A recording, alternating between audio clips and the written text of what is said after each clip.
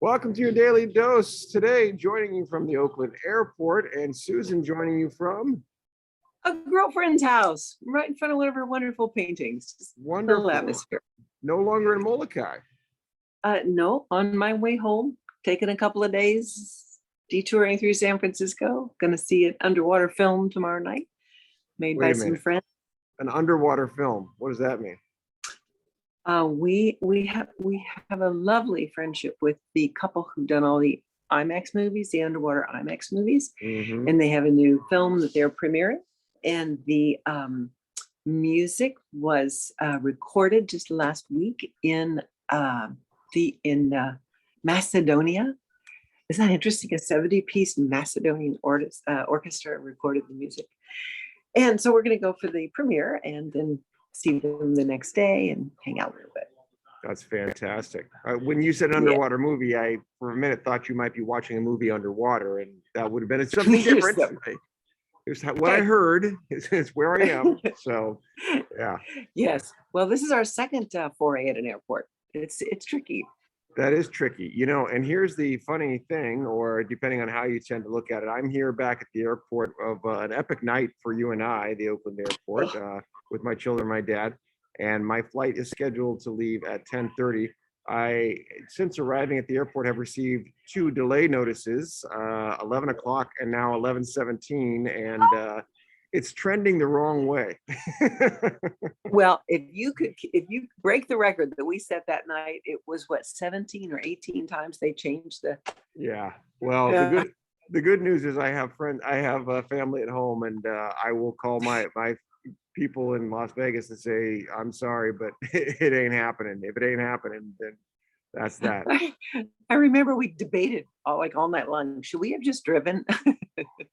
So the setup for those who are watching right now is we were going to the Aviators game, which is a Las Vegas AAA baseball team, for a very special Parkinson's awareness night back in September of 2021. The kids first returned back to Las Vegas since we had moved up here to the Bay Area, and they were very much looking forward to it. Dad was looking forward to a special night, and we had the pleasure of having Susan with us.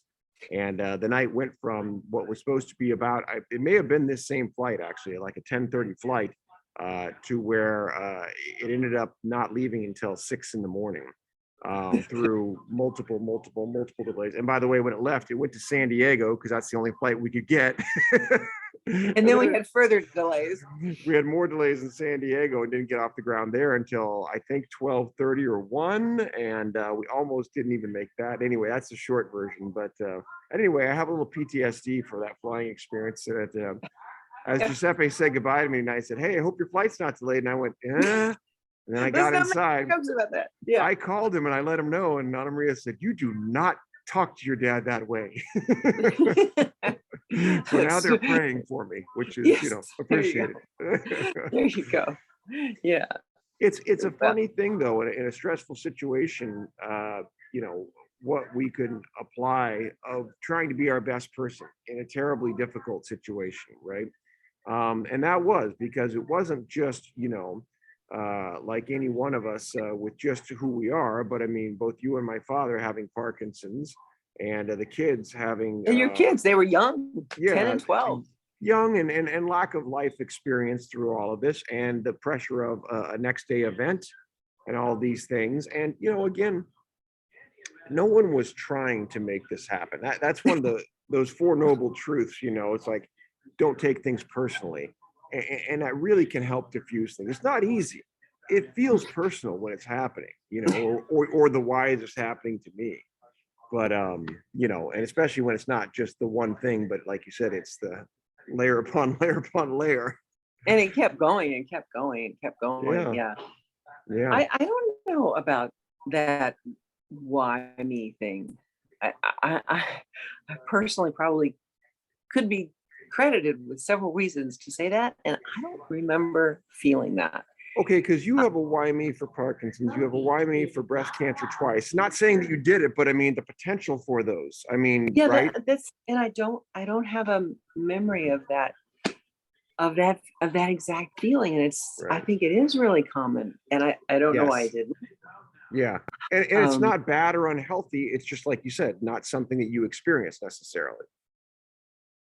Yeah, I think I'm glad I didn't. I think it's a hard thing to recover from when, where, how do you pull yourself up out of that? Right. Well, I mean, I can tell you, my dad said those exact words to me with an F in the middle of them. And it was just more along the lines of, him recanting what he thought, why the F me? And, he, that's about as emotional as my dad gets. And he wasn't even like angry about it. He was like just logically thinking. So, yeah, I think like anything else, resilience is that word that we lean on a lot, and we're more than we think we are. We are more like that tree struck by lightning than we'd ever believe until we're struck by lightning, right? So, yeah, I'll give That you would the be the final tree word. that, What's that?